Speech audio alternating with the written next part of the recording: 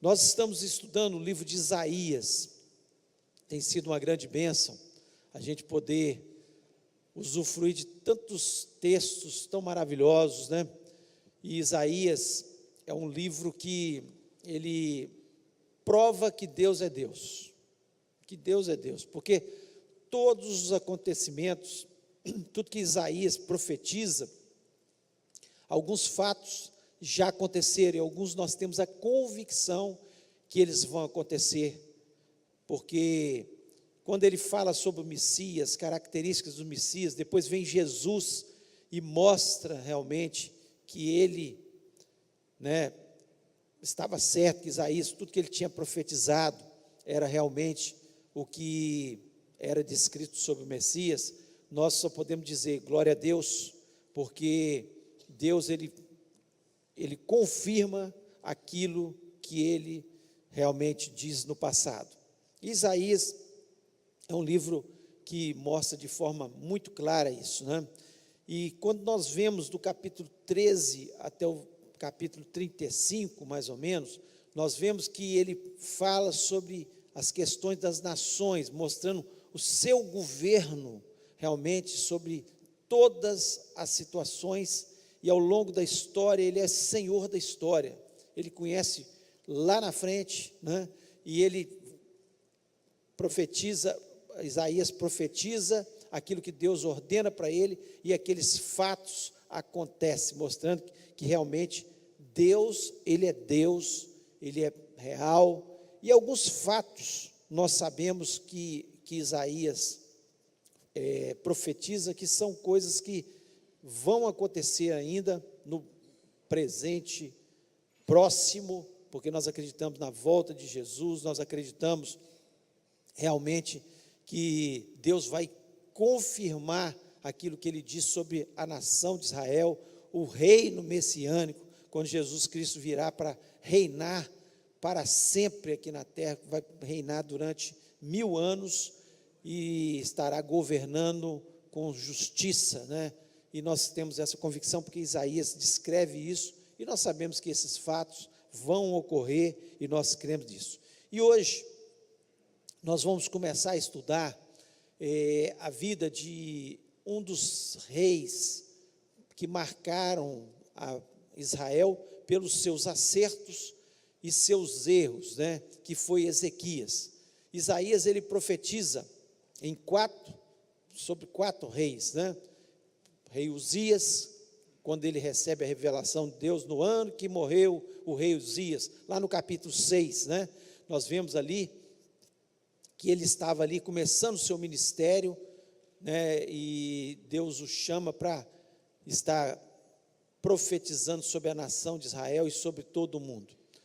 Nós vemos, né, de forma clara que depois vieram outros reis, Jotão e Acás, e aqui o rei Ezequias, que nós sabemos que aconteceram coisas maravilhosas, coisas importantes e que trazem ensinamentos muito importantes para a nossas vidas.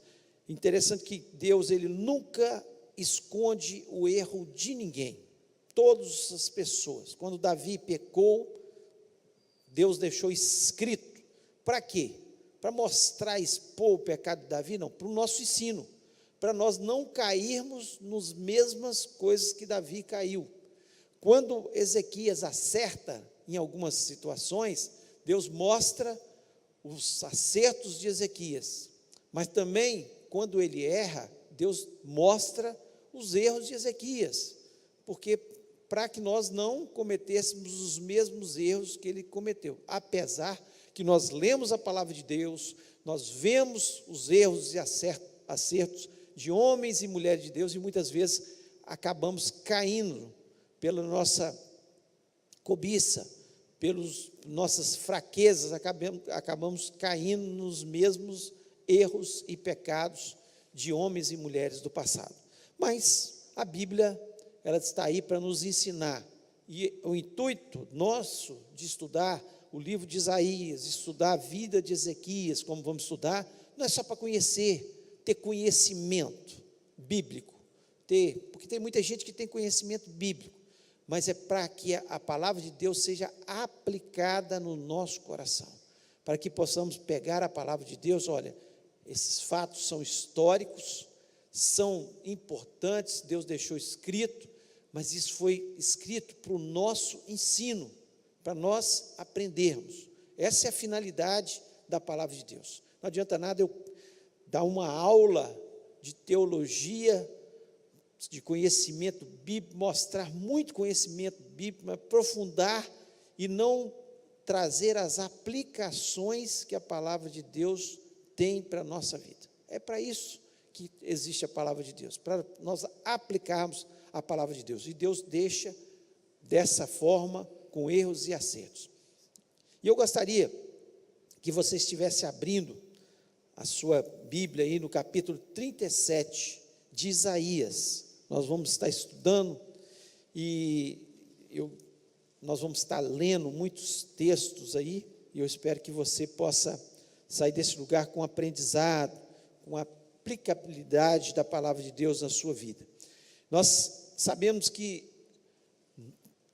quando aconteceu esse fato, eu queria narrar alguma coisa antes da gente começar a ler, né? Senaqueribe era rei da Síria. Senaqueribe era um rei muito poderoso. Ele já estava governando muito, já tinha destruído muitas nações. Inclusive ele tinha já dominado as 10 tribos do norte de Israel. As 10 tribos já tinham sido dominadas por Senaqueribe, pelos assírios, né? E aqui o rei da Síria, Senaqueribe, ordenou que Rabsaque, que era um enviado dele, era como se fosse um porta-voz dele, em torno do ano 700 antes de Cristo. Esses fatos acontecem 700 anos antes de Jesus estar nascendo. Ele ordena que Rabsaque vá até Jerusalém e afronte ali o rei Ezequias, afronte a toda a nação, e especialmente ele afronta a Deus, porque ele se levanta dizendo que, olha, não tem Deus das nações que conseguiu livrá-las, né? E quem é essa nação tão pequena, porque já era uma nação pequena, porque ele já tinha invadido parte da nação de Judá também, mas não tinha conseguido ainda invadir Jerusalém. Então nós vamos estar lendo esse momento, né, onde isso acontece. Mas antes eu queria que a gente estivesse lendo o versículo, o capítulo 36, antes, volte um capítulo antes, e alguém, por favor, leia a partir do versículo 2. O rei da Síria enviou Rabsaque de Laques a Jerusalém ao rei Ezequias com grande exército. Parou ele na extremidade do aqueduto do açude superior, junto ao caminho do campo do lavadeiro. Então saíram ao encontrar-se com ele Eliaquim, filho de Ilquias, o mordomo Sebna, o escrivão, e Joá, filho de Asaf, o cronista. Continua. Só quando eu paro. Rabsaque lhes disse: Dizei a Ezequias, assim diz o sumo rei, o rei da Síria, que confiança é essa em que te estribas? Bem posso dizer-te que teu conselho e poder para a guerra não passam de vãs palavras. Em quem, pois, agora confias, para que te rebeles contra mim? Confias no Egito, esse bordão de cana esmagada, o qual, se alguém nele apoiar-se, lhe entrará pela mão e traspassará. Assim é Faraó, rei do Egito, para que com todos os que neles confiam. Mas se me dizes, confiamos no Senhor, nosso Deus, não é aquele cujos altos e altares Ezequias removeu e disse a Judá Jerusalém: perante este altar adorareis. Até aí. Então nós vemos aqui que aconteceu de Rabsaque ir até aqui perante Ezequias, e ele começa a afrontar. Você está confiando em quem? No Egito? Porque Ezequias, na verdade, estava, neste momento, confiando que o rei do Egito, que Faraó, o salvaria, que ele tinha uma aliança com o Egito. Ele manda buscar ajuda e fala: olha, a Síria vai nos dominar e vai acabar dominando também o Egito. E ele faz essa aliança com o Egito, assim como seu pai fez, apesar que Deus tinha condenado essa aliança com o Egito. Por quê? Porque Deus queria que a nação de Judá confiasse apenas nele. E aí Rabsaque ainda fala: além disso, você não confia no Egito? Ou você está confiando no vosso Deus? Então ele faz um desafio neste momento. Ele desafia totalmente a nação, ele desafia a Deus, e neste momento aqui, Ezequias estava com seu coração confiado no Egito. Isso já começa a trazer uma lição para a gente. Deus quer que a gente confie apenas nele. Deus é o nosso sustento, Ele é a nossa proteção, Ele é aquele que vai à nossa frente, Ele que tem o governo de todas as coisas, Ele controla a nossa vida. Muitas vezes nós temos confiado em governos, nós temos confiado nas pessoas, nas alianças que nós fazemos com pessoas, enquanto nós deveríamos confiar apenas em Deus. A nossa confiança deve estar em Deus. O que Deus mais deseja da gente é que a gente esteja confiante. E muitas vezes não acontece conosco como aconteceu com Ezequias. Nós preferimos às vezes confiar em pessoas, nas nossas coligações, naquilo que nas nossas amizades, do que confiar inteiramente em Deus. Então nós precisamos confiar. Deus, ele ficava muito chateado com a nação quando ela fazia alianças. Nós vemos no livro dos Reis, nós estamos até lendo agora, Reis, Se você não tem lido o projeto Conhecendo a Deus, é bom você estar lendo. Nós estamos lendo agora exatamente isso. Alguns reis que começam a fazer alianças. O próprio Salomão, ele errou, ele começa o erro da sua vida, quando ele começa a fazer alianças, trazendo as mulheres, casando com mulheres de nações estrangeiras, e permitindo que elas trouxessem os seus deuses, e elas traziam os seus deuses, adoravam os seus deuses. Aquilo foi contaminando, não só a nação de Israel, mas também contaminando até o coração de Salomão. E nós temos que tomar cuidado com os tipos de alianças que nós temos feito. A nossa confiança tem que ser apenas em Deus. É Deus que nos dá a vitória. E Ezequias, nesse momento, ele estava com o seu coração dividido. Não tem dúvida que, quando há esse questionamento, e a história mostra isso claramente, que ele estava confiado no Egito. Ele estava confiado na aliança que o Egito ia se unir com ele, e eles iam derrotar os assírios. E Deus mostra claramente que quando ele permite que a Assíria domine as 10 tribos, porque chegou um ponto que as 10 tribos de Israel, elas estavam totalmente em pecado, elas tinham se afastado de Deus, e quando nós nos afastamos de Deus, isso acontece, nós começamos a ter derrotas, nós somos dia a dia derrotados, porque nós preferimos confiar no homem do que confiar em Deus, Oi. E Deus é 50% do homem. E muita gente quer muitas bênçãos, mas não quer nada com o dono da bênção. Sim. Essa confiança em Deus, ela aumenta à medida que a nossa fé cresce, à medida que nós nos tornamos mais dependentes dele.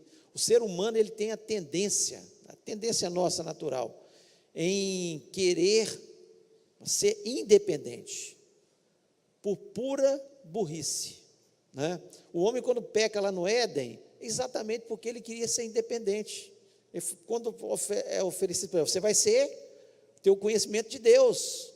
Gente, eles estavam vivendo na boa no Éden, tendo Deus falando com eles na viração do dia, Deus sustentando, Deus livrando de todas as coisas, e de repente, eles preferem a independência. E o ser humano é assim, ele quer, não, eu faço o que eu quero na minha vida, e desobedece a palavra de Deus. Então nós precisamos estar obedecendo a palavra de Deus, para nós não pecarmos contra o nosso Deus. Agora vamos lá para o capítulo 37.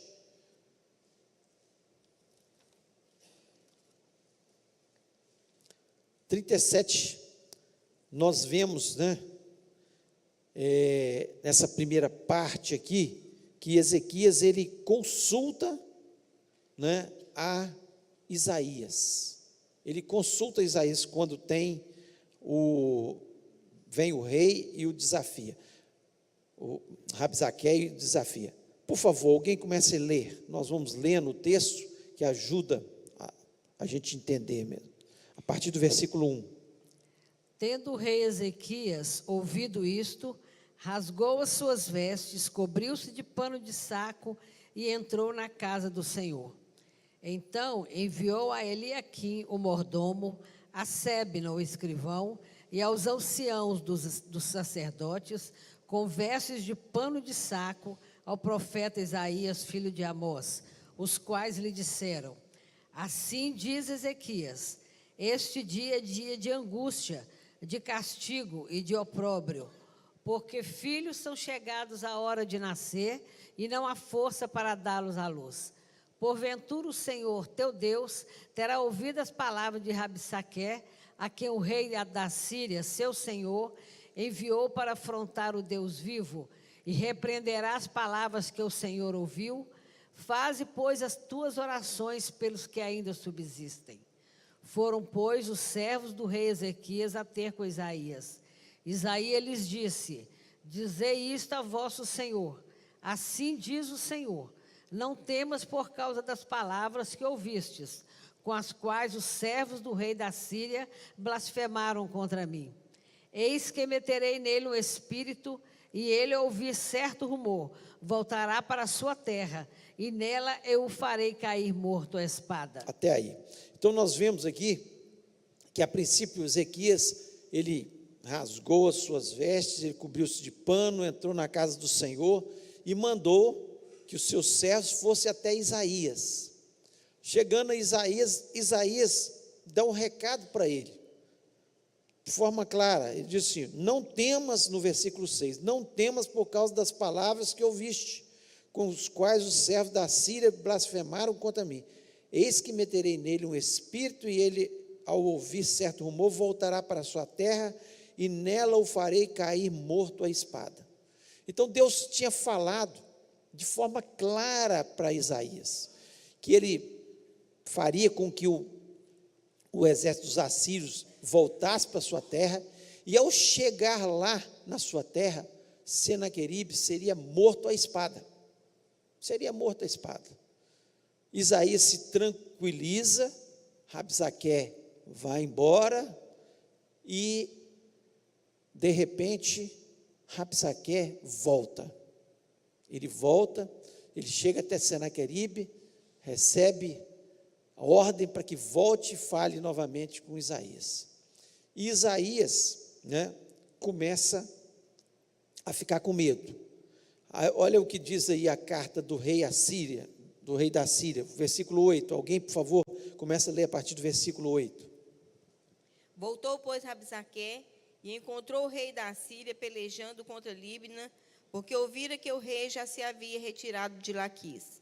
O rei ouviu que, a respeito de Tiraca, rei da Etiópia, se dizia: saiu para guerrear contra ti.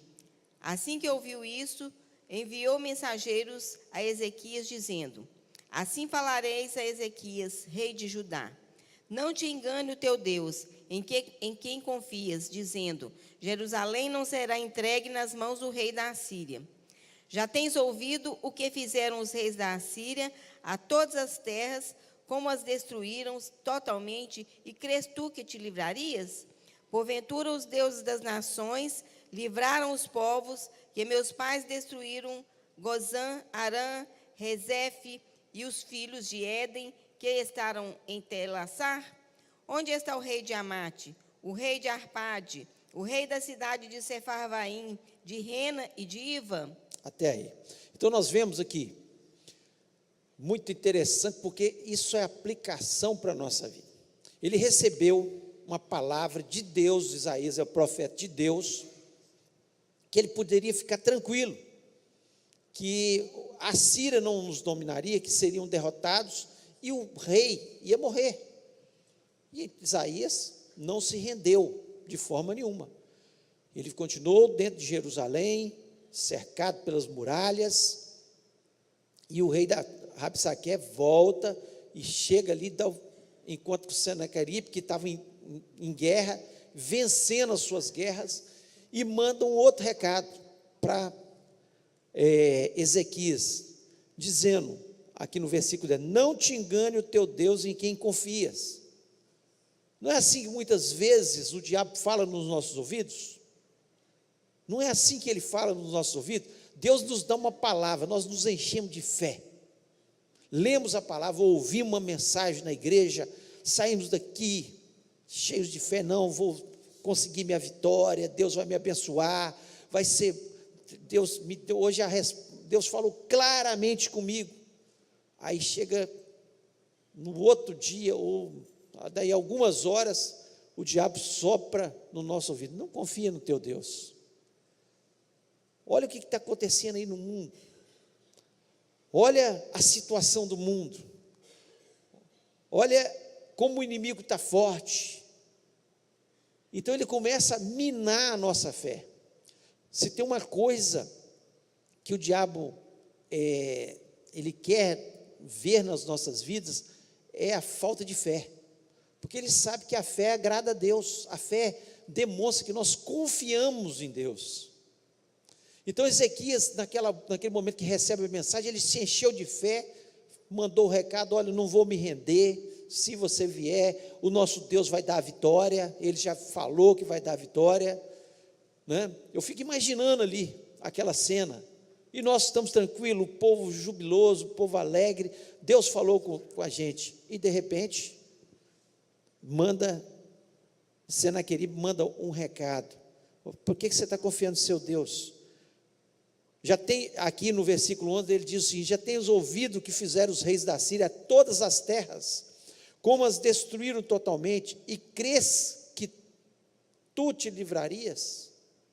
Ele fala, olha, o negócio é o seguinte, eu já destruí todas as nações que se levantaram, olha as nações, olha a sua irmã aí, Israel, que eu já dominei, certamente ele falou, olha, você acha que você vai escapar? E assim o diabo fica falando nos nossos ouvidos. Olha o que está acontecendo no mundo, olha o desemprego, olha as guerras, olha a insegurança, e nós começamos a ficar com temor no nosso coração, e duvidar que Deus é Deus, que as promessas que Ele tem sobre as nossas vidas, elas vão se cumprir, que Ele nunca nos vai desamparar, que Ele vai nos dar vida e vida em abundância, que Ele ouve a nossa oração quando nós clamamos. Nosso coração começa a duvidar, como o coração de Ezequias começou a duvidar, porque essa é a forma que o diabo tem, por isso nós precisamos estar firmes na palavra, confiar na palavra, se Deus disse, Ele há de cumprir na minha vida.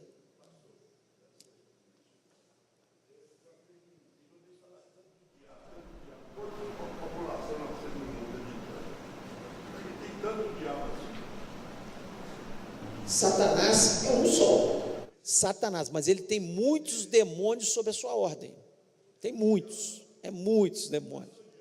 Hã? O que é? Mas tem muito diabo nele. Mas graças a Deus, maior é aquele que está em nós do que aquele que está no mundo. Existem muitos demônios. A palavra de Deus nos mostra claramente que quando Satanás ele se revoltou contra Deus, né? Ele quis ser igual a Deus, ele se revoltou contra Deus, ele levou 1/3 dos anjos, e a palavra de Deus nos fala que eles são miríades e miríades, são milhares e milhares de anjos. Então ele levou 1/3 que se tornaram os demônios, que são anjos do mal, tentando o tempo todo as pessoas, o diabo veio para roubar, matar e destruir, mas Jesus veio para dar vida e vida em abundância. E nós temos Jesus no nosso coração, e nós temos que confiar. É isso aqui. Quando o diabo ele tenta intimidar, tenta botar medo, nós não temos que ter medo do demônio, não. Nós repreendemos no nome de Jesus. Ele tem poder, Jesus tem poder, Jesus tem poder. Não é, a gente fala do diabo se levantou, ele tem as artimanhas dele que são conhecidas desde o início da vida humana. Ele articula para tentar nos afastar de Deus, porque ele sabe que a gente junto com Deus, as nossas palavras, as nossas orações têm poder. Se nós confiarmos inteiramente em Deus, tivermos fé, nós somos capazes de orar e um monte sair daqui e ir para o mar, porque Jesus Cristo nos ensinou isso. Eu acho que o diabo, ele não vai atrás do traficante, do matador, do ladrão, não. Se ele já está condenado, ele não importa. Ele vai em cima da pessoa que está querendo se... Sim, mas ele influencia essas pessoas. Eles estão ali influenciados pelo diabo. E ele está buscando, a palavra de Deus nos diz que ele anda ao derredor, bramando como um leão, buscando a quem possa tragar. Se a gente der brecha, ou seja, eu der brecha, ele entra na minha vida. E qual que é a brecha? É o pecado. É quando eu me afasto de Deus. Agora, se eu estou com Deus, né, se Deus dá uma palavra de ordem acerca da minha vida, eu creio, Deus vai me dar a vitória. Então, quando Deus dá uma palavra de ordem, tinha dado a palavra de ordem, olha, fique tranquilo, Ezequias, o exército dos assírios será derrotado, e Senaqueribe será morto, né? E ele ficou tranquilo. Aí vem Senaqueribe intimidando. É isso que eu estou mostrando, que é a forma do diabo agir. Então ele tenta nos intimidar. Quem é você? Aí você responde, eu sou filho de Deus, né? Eu sou filho de Deus.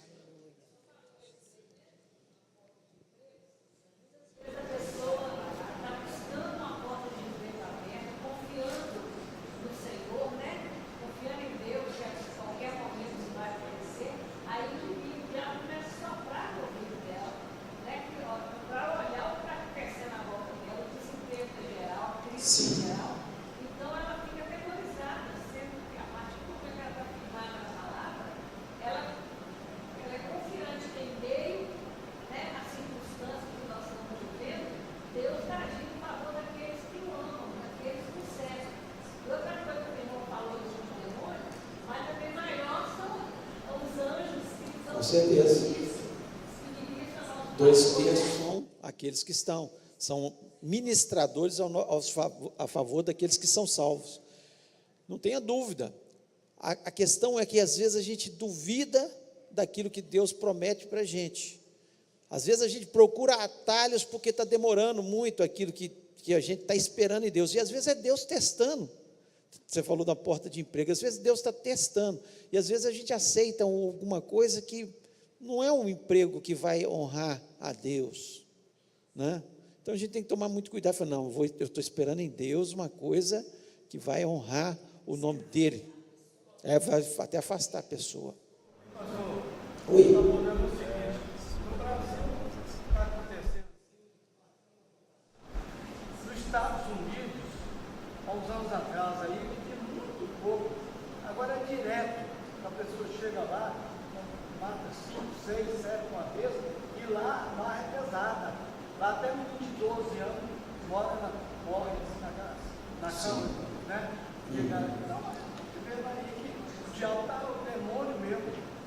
Sim, está aí. tentando de todas as formas. Agora vamos lá para o que aconteceu com Ezequias, a partir do versículo 14. Por favor, alguém leia a partir do versículo 14, quando Ezequias faz uma oração. Recebendo, pois, Ezequias as cartas das mãos dos mensageiros e lendo-as, subiu à casa do Senhor, e Ezequias as estendeu perante o Senhor. E orou Ezequias ao Senhor, dizendo: o Senhor dos exércitos, Deus de Israel, que habitas entre os querubins, tu és o Deus, tu somente, de todos os reinos da terra, tu fizestes os céus e a terra. Inclina, ó Senhor, os ouvidos e ouve, abre, Senhor, os olhos e olha, e ouve todas as palavras de Sanaqueribe, as quais ele mandou para afrontar o Deus vivo. Verdade é, Senhor, que os reis da Síria assolaram todos os países e as suas terras, lançaram no fogo os seus deuses, porque deuses não eram senão obra de mão de homens, madeira, pedra, por isso destruíram. Agora, pois, ó Senhor nosso Deus, livra-nos das suas mãos, para que todos os reinos da terra conheçam que só tu é o Senhor. Até aí. Então nós vemos aqui uma oração que ela é digna de imitação nossa. Nós temos que imitar essa oração. Porque nós vemos aqui, quando chega a carta dos mensageiros, aquilo que Senaqueribe tinha escrito, ninguém pôde livrar, nenhum Deus pôde livrar as outras nações. Então, Deus vai livrar vocês? De forma nenhuma. Nenhum Deus pode livrar. Senaqueribe se coloca como todo-poderoso e o Senhor de todas as coisas. E aí, o texto nos diz que Ezequias vai à casa do Senhor e ele ora, mostrando a importância da oração. Aqui ele não manda agora mais recado para Isaías, nada, ele ora a Deus. E nós precisamos de ouvir as profecias de Deus, nós precisamos de bons conselhos, sim, nós precisamos, mas nós precisamos aprender a ter a nossa intimidade com Deus. Você está vivendo um problema? Você está orando?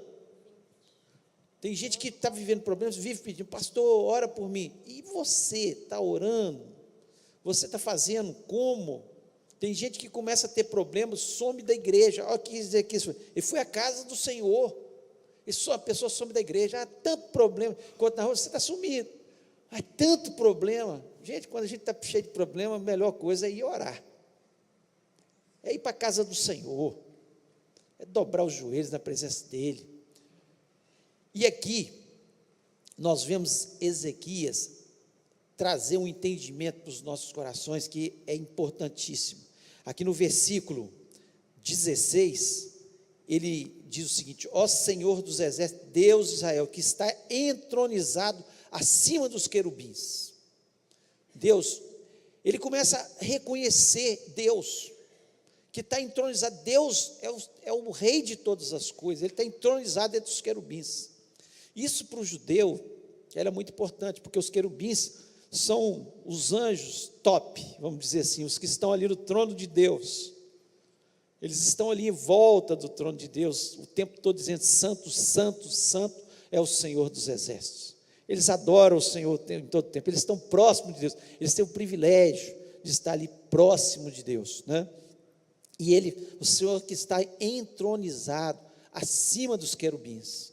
A palavra de Deus nos diz que Satanás era um querubim ungido de Deus. Ele ficava próximo de Deus, e ele quis ser superior a Deus. Ele quis ser superior a Deus, por isso ele perdeu o seu resplendor. Ele era chamado Lúcifer, anjo de luz, e se tornou Satanás, nosso adversário, nosso inimigo, o acusador, aquele que fica nos acusando o tempo todo, o diabo, E nós vemos aqui ele exaltando. Aqui ele fala um negócio que é maravilhoso e que nós temos que ter no nosso coração. Ele diz assim: Tu somente és o Deus de todos os reinos da terra. Tu fizeste os céus e a terra. Quem que é o Senhor de todos os tronos? Quem é o rei sobre toda a terra? Quem governa toda a terra? Tudo que está acontecendo no mundo aí, esse caos que reina no Brasil, no mundo inteiro, você acha que Deus perdeu o controle? Não, Jesus Cristo falou que isso ia acontecer, gente. Isso ia acontecer, que no final dos tempos seriam tempos de difíceis, guerras e rumores de guerra, terremoto, pestes, fomes, tudo isso Jesus Cristo profetizou antes da sua volta. Isso ia acontecer. Ele é o Senhor. Nós não temos nenhuma dúvida que Ele é o Senhor, Ele está controlando. Tem gente que fala assim: onde está Deus? Tanto menino morrendo inocente, tanto gente passando fome. Deus está no controle de todas as coisas. O que nós temos que ter no nosso coração é essa confiança. Tu somente é Deus. Tu está no controle de todas as coisas. O Senhor é capaz de abrir qualquer porta e fechar qualquer porta. Se Ele fechou, dê glória a Deus, porque Deus sabe o que é melhor para a sua vida. Se Ele abriu, glorifique a Deus e não ache que você conquistou na força do seu braço, mas foi Deus que deu, foi Deus que abriu a porta.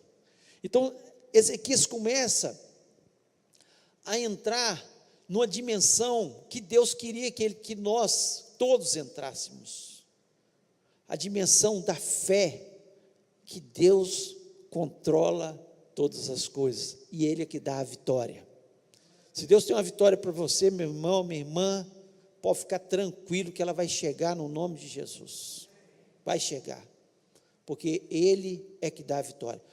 A Síria dominava todas as coisas, Jerusalém, Judá já era pequena, Israel já é pequeno, sem as 10 tribos que eram já dominadas pela Assíria, menor ainda, e Judá já tinha parte do seu território dominado, estava ali, resistindo em Jerusalém. Só que Deus, Ele é poderoso para fazer com que um pequeno exército vença um grande exército, sem usar uma arma sequer, só na força do nosso Deus. Não tema os poderosos, os ricos, aqueles que esbravejam, porque todos vão ter que dobrar diante do Senhor e dizer: Ele é o Senhor, Ele é o Senhor, porque Ele é o Senhor de todas as coisas. Ezequias começa a entender isso, que apesar de pequenininho, de estar muitas vezes até com muito temor no coração, ele começa a ter a visão do Senhor entronizado no seu trono, os querubins ao redor, e ele dizendo: Tu somente és Deus, todos os reinos da terra são teus, tu criaste os céus e a terra, só criou todas as coisas.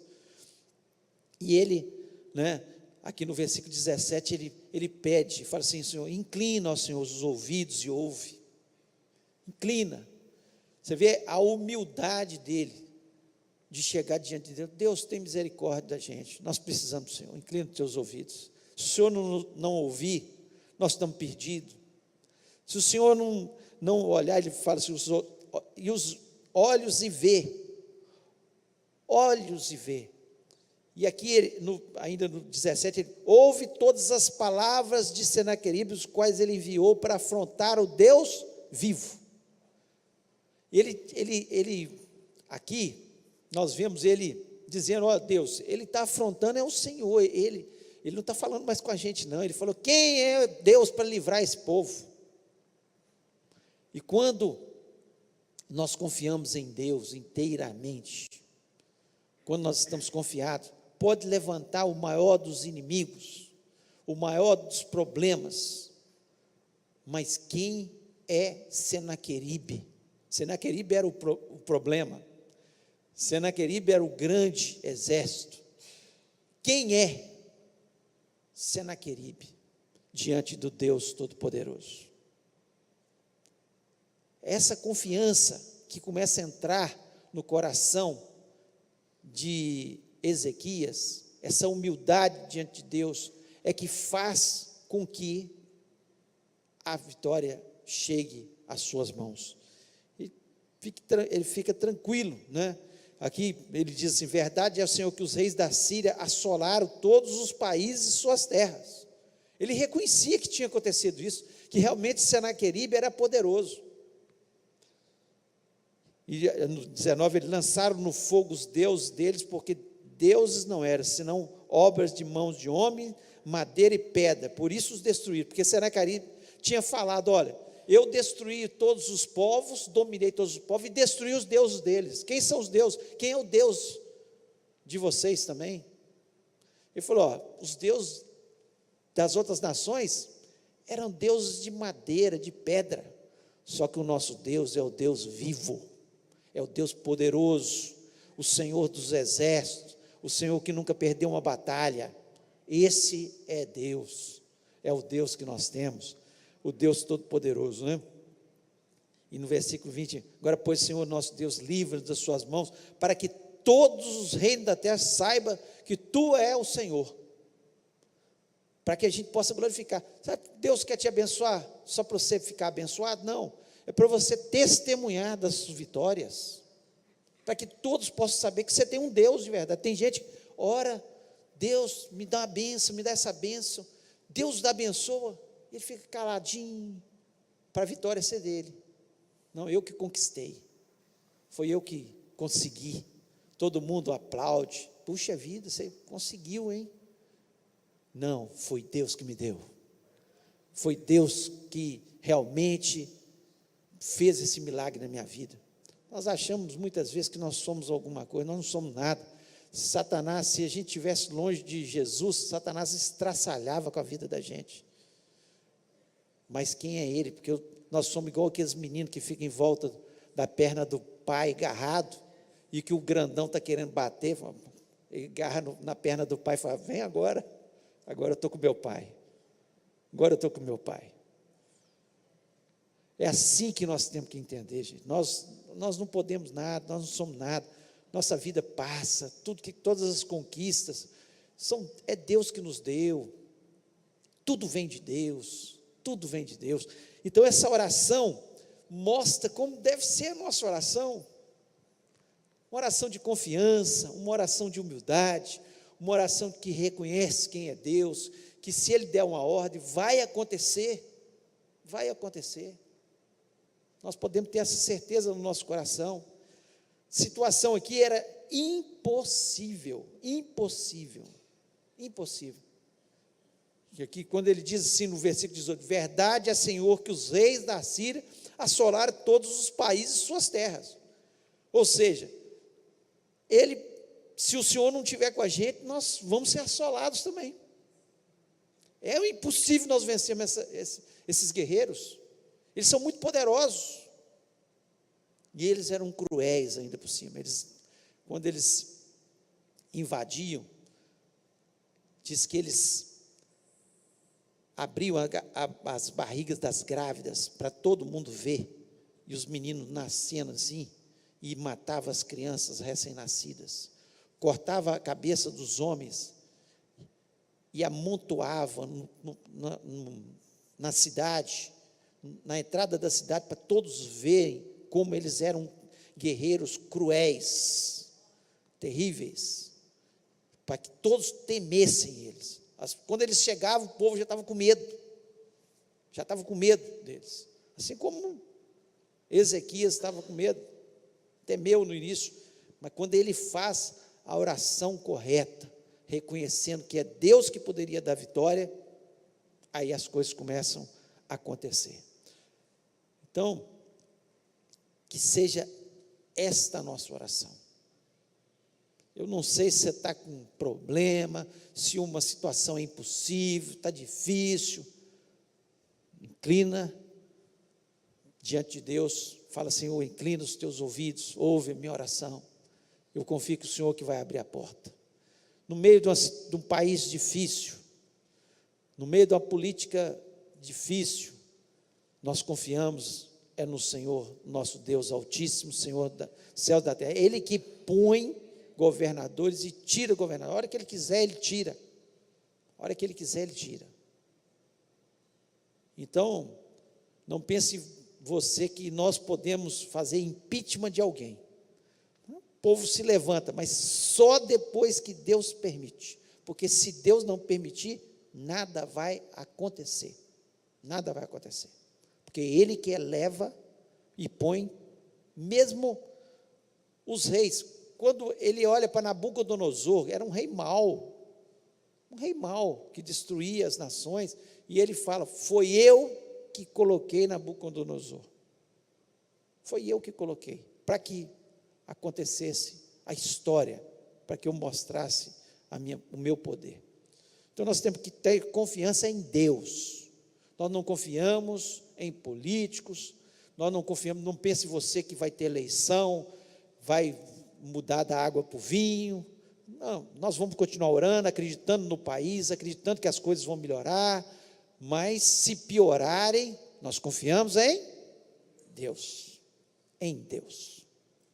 Vamos aí ler, por favor, alguém leia a partir do versículo 21.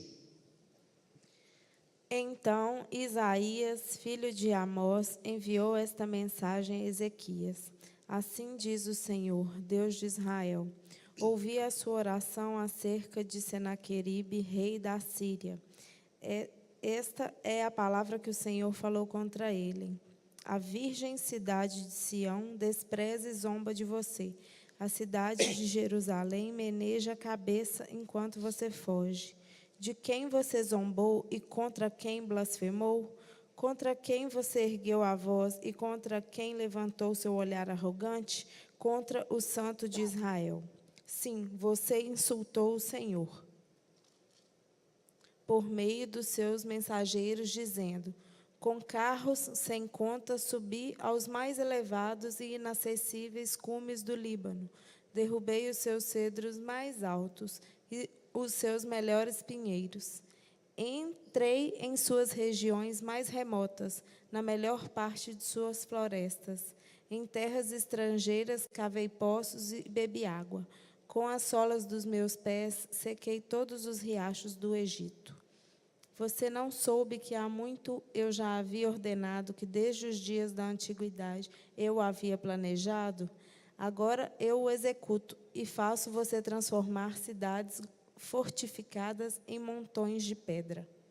Os seus habitantes, já sem forças, desanimam-se envergonhados. São como pastagens, como brotos tenros e verdes, como capim no terraço, queimado antes de crescer. Eu, porém, sei onde você está, quando sai e quando retorna, e quando você se enfurece contra mim.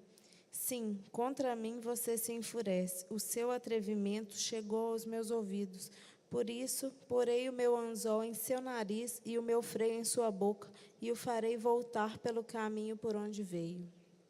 A você, Ezequias, darei este sinal.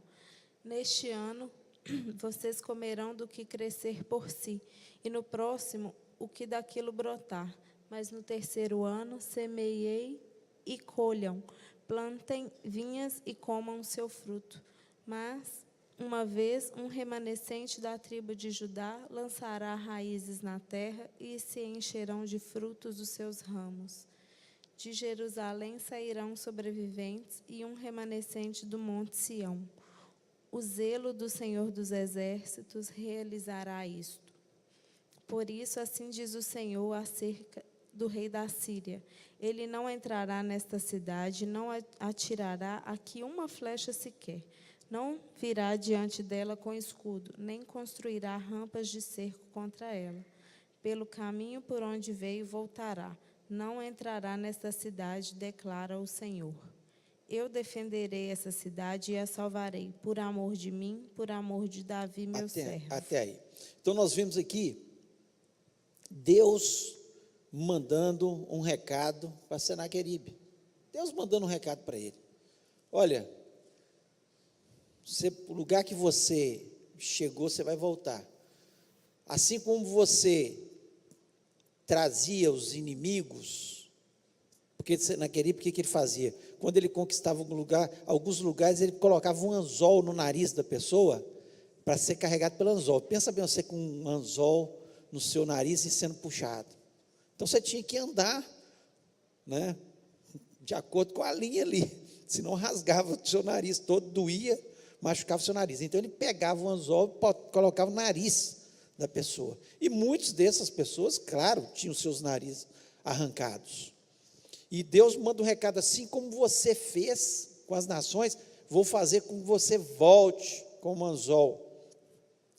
E mostrando aqui o que ele tinha feito. E ele ainda fala que o cerco aqui não ia durar nem 3 anos, porque Senaqueribe ficou ali, rodeando, esperando eles, já que não tinha jeito deles atacarem, né? E Deus fala de forma clara que nenhuma flecha você vai lançar sobre eles, sobre a nação, sobre Jerusalém.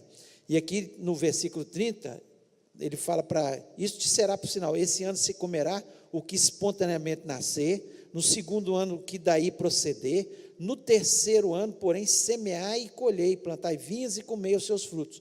Então, eles iam, no terceiro ano, não ia chegar nem no terceiro ano de cerco.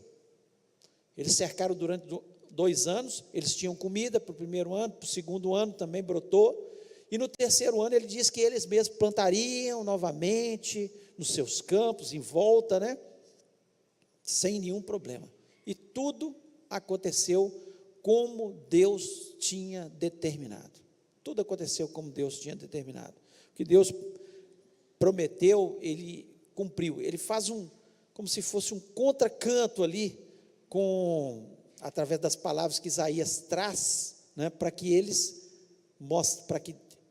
depois vissem que realmente o livramento foi de Deus, não foi o exército, né, de Judá que tinha vencido a batalha, ia vencer a batalha.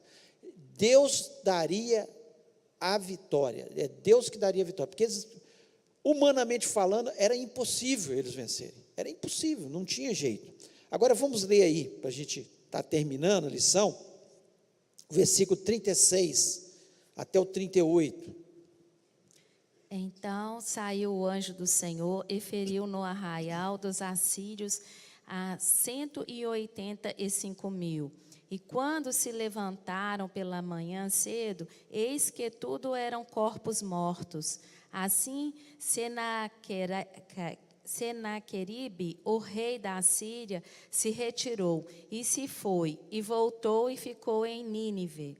E sucedeu que, estando ele prostrado na casa de Nisroque, seu Deus, Adrameleque e Zarecer, seus filhos, o feriram a espada, e eles fugiram para a terra de Arara.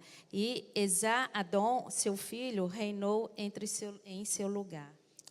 Aí foi a hora de Deus mostrar o seu poder.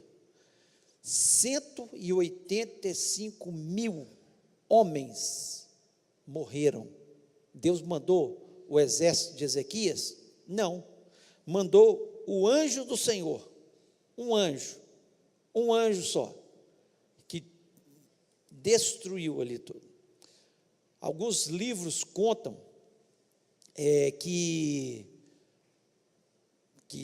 eles acharam ali na terra onde era Nínive, né, na Síria, na biblioteca, alguns resquícios ainda de uma praga que atingiu o exército dos assírios. A gente não sabe se isso aí foi uma forma deles falar que foram derrotados por causa dessa praga, ou se realmente aconteceu dessa forma. Não sabemos como Deus fez, a Bíblia não nos informa, mas diz que foi uma praga de ratos, e os ratos enormes mordiam os soldados, e os soldados imediatamente tinham uma peste, e morriam daquela peste. Estava nos relatos deles, escrito. Agora, se foi uma coisa para eles, que eles escreveram para se defender, falar, não, nós perdemos a batalha porque teve uns ratos lá que trouxeram a peste no meio do nosso povo e nós perdemos. Você pensa bem, 185.000 homens. Valadares, qual a população de Valadares? 300.000 habitantes mais ou menos, né? 300.000 habitantes. Mais que a metade da população de Valadares num momento só, toda virou cadáver. Tudo cadáver. Então a gente tem que começar a imaginar essas coisas para ver o poder de Deus. Não teve que ter nenhuma flecha, nenhum homem indo lá para guerrear, nada. E de repente, um exército inteiro dizimado, totalmente dizimado, destruído, porque quem tem o poder é Deus. Uma palavrinha dele só é suficiente para destruir exércitos, para destruir. Uma palavra de Deus muda a nossa história, de um cerco, né, de um lugar que você está totalmente aprisionado, vamos dizer assim, não tem jeito, gente, nós estamos cercados. De repente, um grande livramento, Existem outros textos que falam, né, dessa vitória de Ezequias, que são complementos disso aqui, né, que ajudam a gente a entender melhor o que aconteceu naquele momento, né? E nós precisamos entender que não importa o tamanho do exército que está nos cercando, não importa o tamanho do problema que nós estamos tendo, se Deus der uma palavra de ordem, enviar o seu anjo para lutar a nossa luta, nós não vamos ter que mexer em nada. A porta que Ele abre vai ficar aberta no nome de Jesus. Nós temos que ter essa convicção. Então, é muito bom a gente ler o texto, olha que bacana, que Ezequias venceu, né, aquela batalha, Israel, Judá com um exército muito menor, aconteceu isso. Se a gente não trouxer para a nossa vida, tá? Deus deixou isso aqui para a gente saber de história? Não é para saber de história, não. É para mostrar que nos maiores cercos da vida que a gente tiver, quando parece que a batalha já está perdida, que não tem solução, que o inimigo é muito forte, que a situação é muito drástica, Deus pode intervir na história da nossa vida e mudar. É isso que nós temos que ter, essa convicção. E se a gente tiver essa convicção, certamente nós seremos mais que vencedores em Cristo Jesus, né? Diga.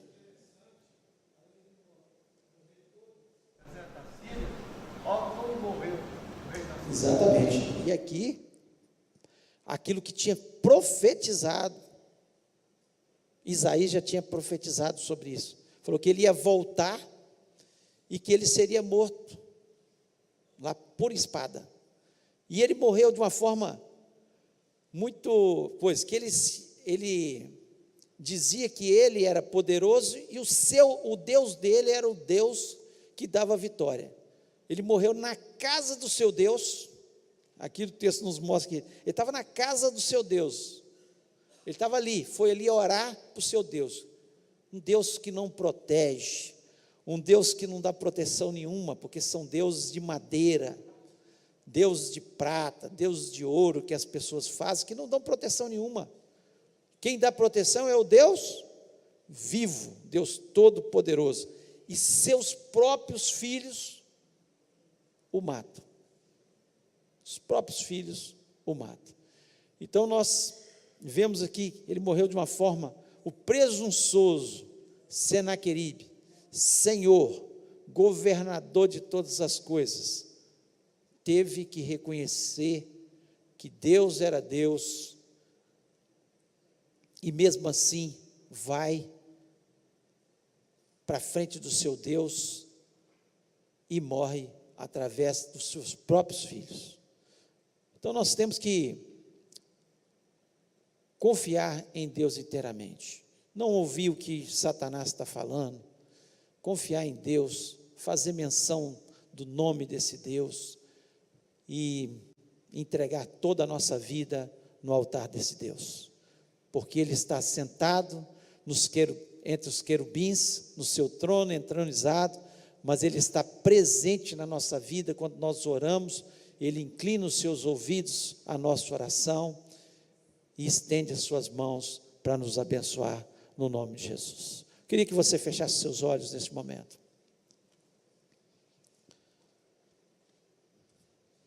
Eu não sei se você está passando por uma situação que tem sido difícil, que você olha e você não vê solução. Mas eu posso dizer para você que se você confiar em Deus, o Deus de Ezequias é o nosso Deus. O Deus que deu o livramento, destruiu o inimigo, pode destruir o seu inimigo. Talvez não seja o inimigo Senaqueribe, um exército, mas às vezes uma enfermidade que tem sido seu inimigo, talvez um problema financeiro, um desemprego, ou mesmo o medo da vida, dos acontecimentos, e que tem te atormentado. Muitas vezes você perde o sono, pensando no futuro, o que vai ser do Brasil, da minha vida, dos meus filhos, disso, daquilo. Inclina diante de Deus, confia nele, e ele vai batalhar as suas batalhas, assim como ele batalhou a batalha de Ezequias naquele momento. E nós vamos orar. Se você confia inteiramente em Deus, fala: eu confio no Senhor. Senhor, transforma a situação, em nome de Jesus. Pai querido, louvamos e exaltamos o teu nome. Senhor, como é bom olhar para a história e ver que o Senhor é Senhor da história, e o Senhor da nossa história também. Tu conheces todas as adversidades, aquilo que a gente olha e tem sido difícil, e às vezes a gente olha e acha que é até impossível, mas agindo o Senhor, quem impedirá a nossa vitória? Por isso nós queremos lhe pedir, ó Pai, por misericórdia, nós queremos fazer a mesma oração de Ezequias: tu somente és Deus, tu somente és Deus, o Senhor governa toda a terra, Senhor, o Senhor é que luta as nossas lutas, Senhor, e nós confiamos apenas no Senhor, e fazemos menção do nome do Senhor, e lhe pedimos, ó Pai, abençoa-nos, destrói toda a obra do inimigo, Senhor, toda incredulidade que existe ainda no nosso coração, tira por misericórdia, e que possamos depositar toda a nossa fé no Senhor. Abençoa os teus servos, ó Deus, aquilo que tem sido impossível, possa se tornar possível no nome de Jesus Cristo. Senhor, nós temos confiado em Jesus, nós fazemos menção do nome de Jesus, sabemos que Ele intercede por nós, sabemos que Ele é que nos abençoa, Ele que nos dá a vitória, e nós te agradecemos por Jesus na nossa vida, Senhor, em nome de Jesus, amém. Amém. Deus abençoe sua vida.